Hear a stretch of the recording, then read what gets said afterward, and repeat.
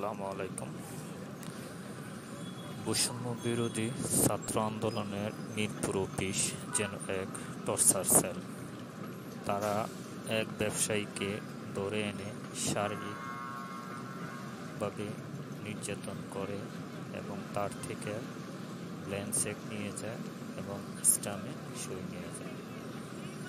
ঢাকা মহানগর বৈষম্য বিরোধী ছাত্র আন্দোলনের যুগ্ম আহ্বায়ক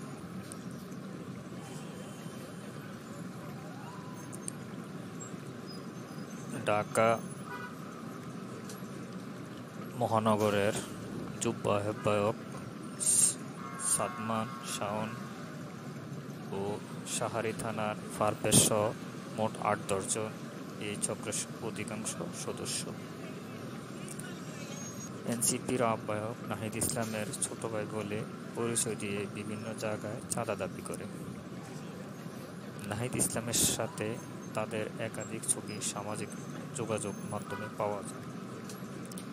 এটি ব্যবহার করে তারা বিভিন্ন সরকারি দপ্তরে গিয়ে বদলি বাণিজ্য ও বিভিন্ন নিয়োগ বাণিজ্য করে থাকে।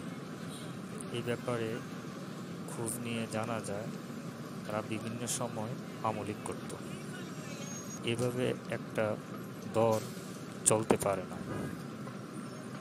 এনসিপির নাহিদ ইসলামের কাছে উদাত্ত আহ্বান তাদের ব্যাপারে খোঁজখবর নেওয়া, দলীয় সিদ্ধান্ত মোতাবেক তাদের দলীয়ভাবে শাস্তির আওতায় আনা দরকার। ধন্যবাদ সবাইকে।